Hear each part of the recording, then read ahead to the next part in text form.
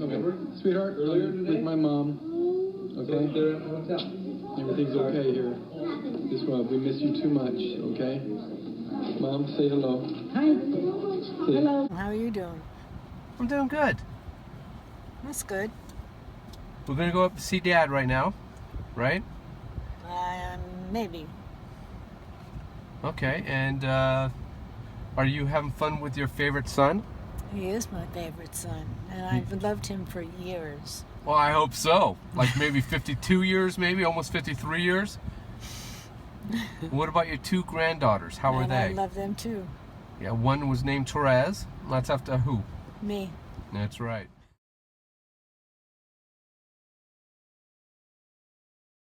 Come back on. Oh, good. That'd be good. I am. Yes, You can tell. I am a good girl. Yes. Yeah. God bless you. God bless you too. Okay.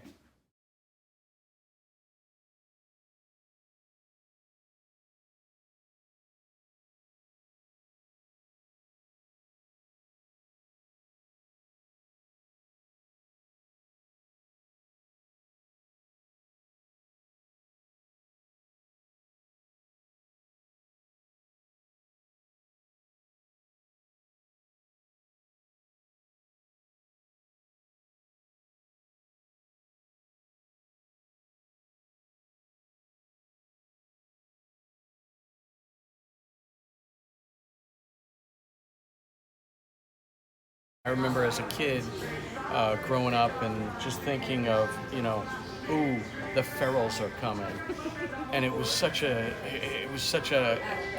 jubilant adventure because they would pull up in either, I think it was a van the van, and you would see these kids pop out. I mean, just one after another, and the line just seemed to go longer and longer, and they would all pop out. And I remember my dad saying, "They're just like Bill, They all form into formation, And I used to think like, wow, that's really amazing. Us Elliots, we could never do that. We were like scatterpunched everywhere, But that's what it was like when they came. It was always just this big, celebration. It was a celebration. Yeah, and it was so good to see all of them, especially these, I remember Matt, he was always like, come on, let's fight. Let's get down and dirty, Let's rumble. And then there's Joe, but we want to talk about Joe. But, Terry, for me, she was always, for me, there's three words that I could recollect to, and my sister, Mary Joy, printed up a shirt, and it said three words on it, and one was brother, the next one was friend, Kara, friend, and the last one was patriarch, meaning the leader of the basis of the family. And I look at Terry, and it's just the same way, only it's sister, which is I think therefore friend, Kara, and matriarch, because that's who she really was. She was such a friend to many, and I remember coming up to, when I was in the service, I used to come up as much as I could. Every weekend we were in port, and there was an open door policy. There was no internet, there was no texting saying, hey, I'm coming up. It was always just come up, and I would show up, Yeah. And I'd show up, and the door was open, and it wasn't like, you didn't come to see me, last month or whatever. It was always open, and that's the way Terry was. She was always very loving, and I can't think of anything negative about her. She was always very happy to have any and every family with her at all times, and I just remember those great times coming up and seeing her and Bill and the rest of the family, and just building a relationship. When I was in my early 20s, and it was just a real lot of fun. I think back to when what she was going through when she was young, and my dad being the oldest. And I remember my dad telling me so many times just about how, my little sister, And you know, being 15, 16 years older than her, you know, she was this high when he was going off to war. So he really didn't have that real connection at first, you know.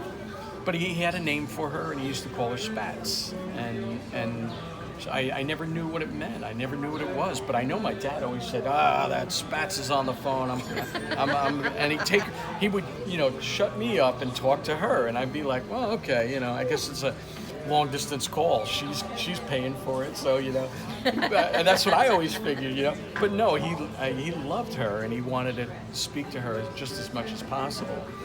And it really wasn't until 2004 when I came out, and you talked about the car ride. Well, I had a plane ride with my dad, both here and back to New York, and I learned so much just about him, his life, and also much about Terry and Bill.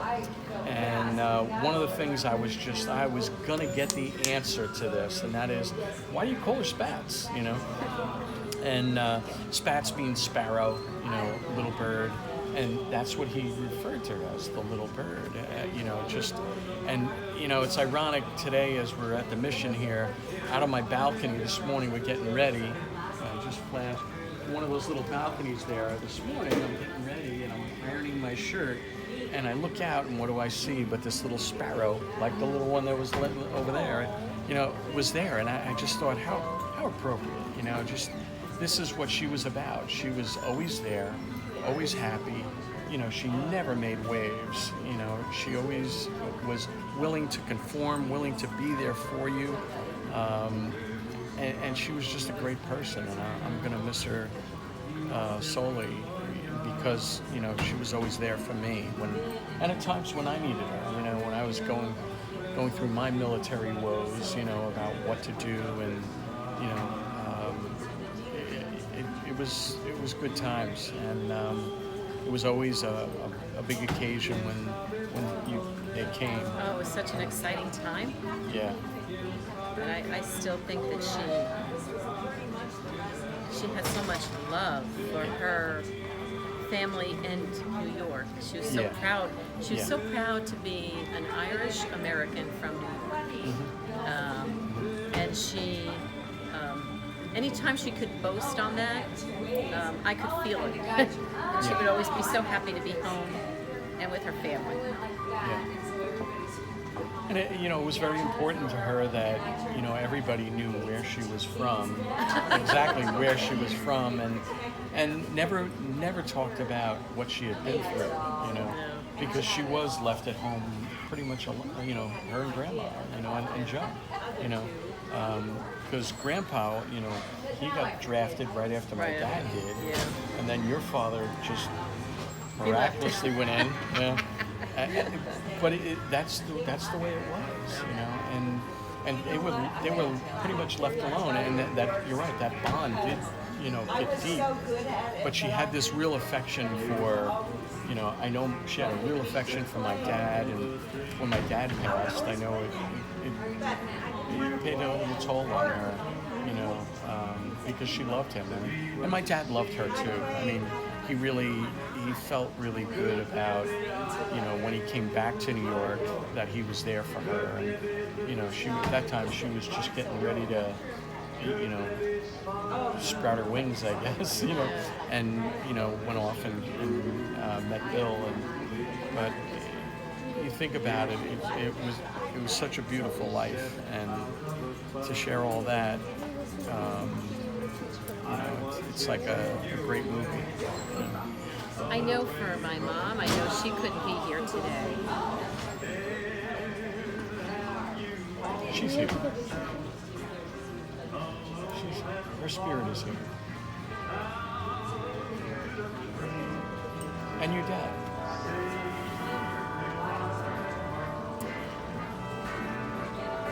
But they're gonna miss her. Oh yeah. And I think the thing my mother always said about Terry was, she always appreciated Terry because she was the one that really welcomed her fully into the family. You know, right. She felt really comfortable, and my mother said she was, like before I left, she was the nicest woman. Yeah.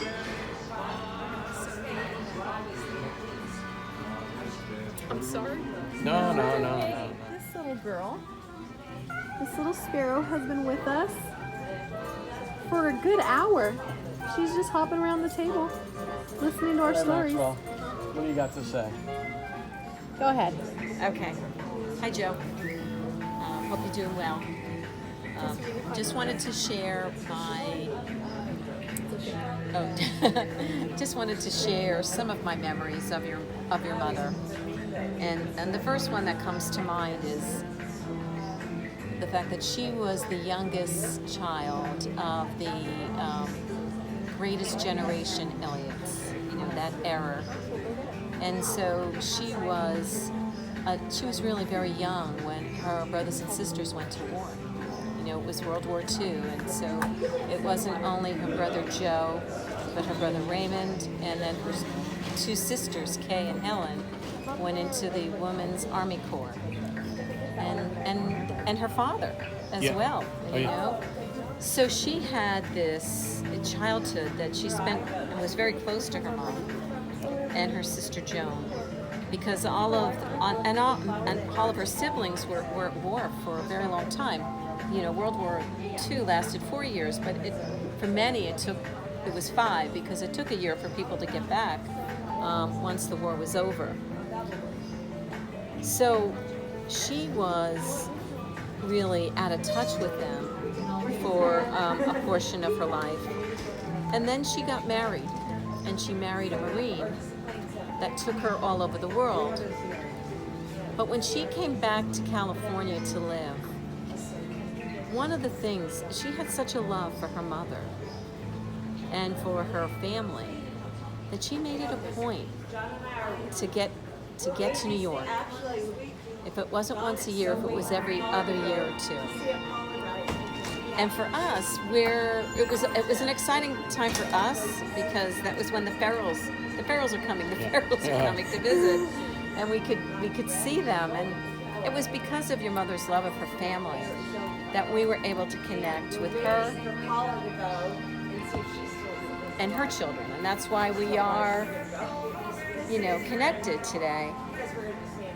But the road trip stopped, all the kids grew up, and Aunt Terry started to fly home to New York to see her mother. And my parents moved upstate, and she wanted to see my father. So I was able to drive her from New York, from Long Island actually, from Aunt Joan's house, to my father's and mother's home in Albany, New York. So we got to spend like 3.5, 4 hours in the car together. And that conversation... From Long Island, it's 5 hours. Okay, yeah, from Eastern Long Island, it's 5. Yeah, you're right, it's 5 hours. But, yeah, but I was driving, so... Yeah, that's true. Leadfoot. No, but I think that those 4 hours with her in the car, and I had only just known her as my Aunt Terry, and as the youngest of my father's siblings. But that car ride, I got to talk to her about her childhood, about, her early years being married, being a mother, being a sister, being a grandmother. And there were things that I learned about her that were just really, it was important to me, because it really did change our relationship. I thought of her more, not so much as an aunt, but as a friend and an older sister. And that was just a really special memory for me. That car ride from Long Island up to Albany and going to see her brother, just to make sure she saw him before she went back home. So that's what I got.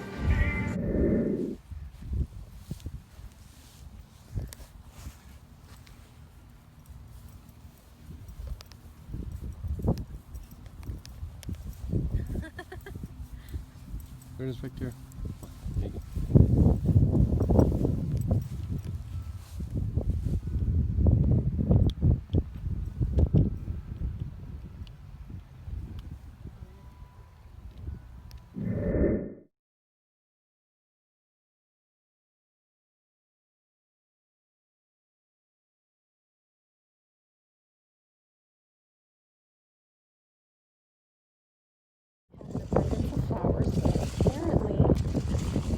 only allowed one bouquet per grave. And in true Bill Ferral fashion, we took the flowers and we put flowers in all the neighboring graves, because these are Grandma and Grandpa's neighbors now. So all the neighbors next to them now have flowers as well, because Grandpa would have done that. And this is Grandma and Grandpa's gravesite.